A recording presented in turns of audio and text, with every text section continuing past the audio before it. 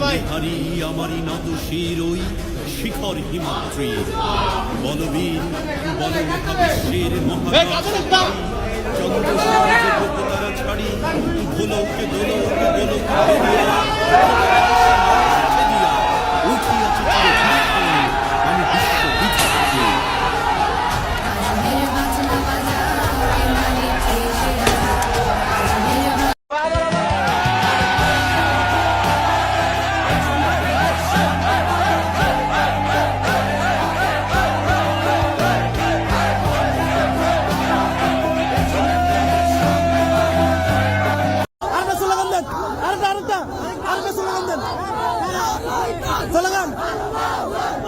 Slogan জোরে জোরে slogan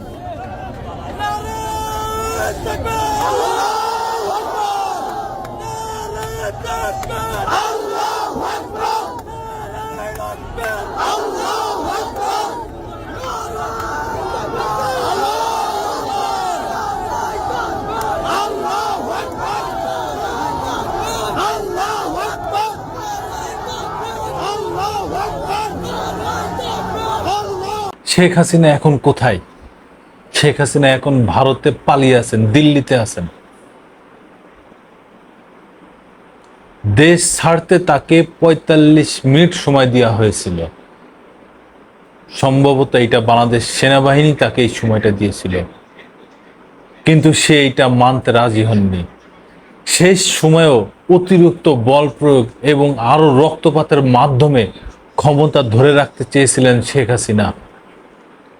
দেশ ছাড়ার আগে গতকাল সোমবার সকাল 10:30 থেকে প্রায় 1 ঘন্টা রাষ্ট্রীয় বিভিন্ন বাহিনীর শীর্ষ কর্মকর্তাদের চাপ দিয়েছিলেন তিনি। তবে পরিস্থিতি যে একেবারেই নিয়ন্ত্রণের বাইরে সেটা তিনি কিছুতেই মানতে চাচ্ছিলেন না। পরে পরিবারের সদস্যরা বোঝানোর পরে পদত্যাগে রাজি হন।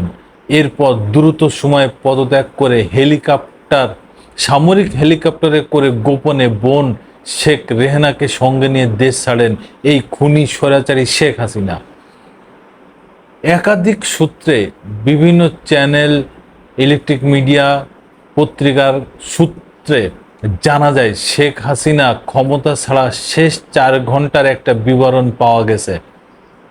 সর্বশেষ পাওয়া তথ্য অনুযায়ী ভারতের ত্রিপুরা রাজ্যের আগরতলা হয়ে দিল্লি পৌঁছাইছেন তিনি।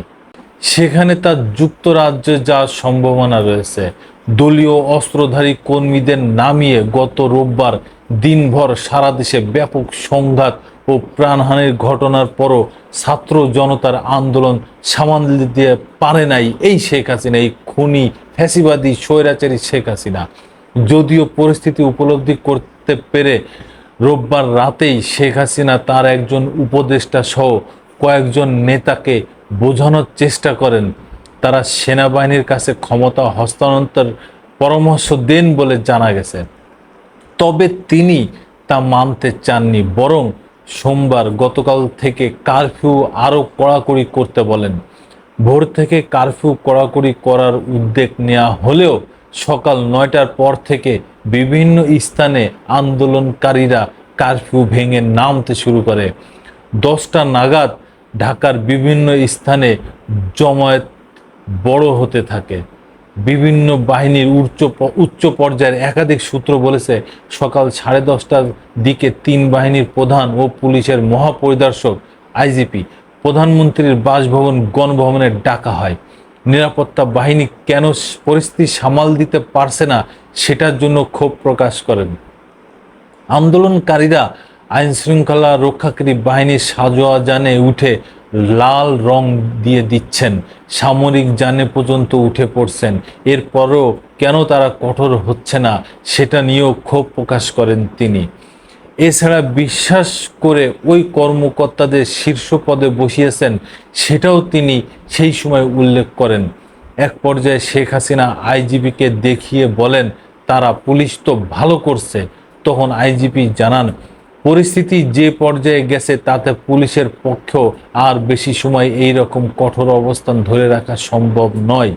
এই সময় শীর্ষ কর্মকর্তাদের পক্ষ থেকে বোঝানোর চেষ্টা করা হয় বল প্রয়োগ করে এই পরিস্থিতি সামাল দেওয়া যাবে না, কিন্তু শেখ হাসিনা সেটা মানতে চাচ্ছিলেন না। তখন কর্মকর্তারা শেখ রেহেনার সঙ্গে আরেক কক্ষে আলোচনা করেন। তাকে পরিস্থিতি জানিয়ে শেখ হাসিনাকে বোঝাতে অনুরোধ করেন। শেখ রেহেনা এরপর বড় বোন শেখ হাসিনার সঙ্গে আলোচনা করেন, কিন্তু তিনি ক্ষমতা ধরে রাখতে অনড় থাকেন। এক পর্যায়ে বিদেশে থাকা সজীব ওয়াজেদ জয়ের সঙ্গেও ফোনে কথা বলেন একজন শীর্ষ কর্মকর্তা। এরপর জয় তার মার সঙ্গে কথা বলেন। তারপর শেখ হাসিনা পদত্যাগে রাজি হন। তিনি তখন একটা ভাষণ রেকর্ড করতে চান জাতির উদ্দেশ্যে প্রচার করার জন্য। ততক্ষণে গোয়েন্দা তথ্য আসে যে বিপুল সংখ্যক ছাত্র জনতা শাহবাগ ও উত্তরা থেকে গণভবন অভিমুখে রওনা হয়েছেন। দূরত্ব বিবেচনায় ৪৫ মিনিটের মধ্যে শাহবাগ থেকে গণভবনের আন্দোলনকারীরা চলে আসতে পারে বলে অনুমান করা হয়। ভাষণ রেকর্ড করতে দিলে গণভবন থেকে বের হওয়ার সময় না পাওয়া যেতে পারে। এই বিবেচনায় শেখ হাসিনা ভাষণ রেকর্ডের সময় না দিয়ে ৪৫ মিনিটের ভিতর সে বেড়ে যান। এরপর ছোট বোন শেখ রেহেনাকে নিয়ে তেজগাঁও পুরনো বিমানবন্দরের হেলিপ্যাডে আসেন শেখ হাসিনা। সেখানে তাদের কয়েকটি লাগেজ উঠানো হয়। তারপর তারা বঙ্গভবনে যান।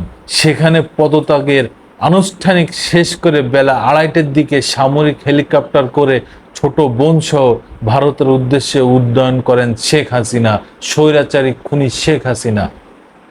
জানা গেছে হেলিকপ্টারটি ভারতের আকাশে প্রবেশের পর কিছুক্ষণ উড্ডয়ন করে, পরে আগরতলা বিএসএফ এর একটি হেলিপ্যাডে অবতরণ করে।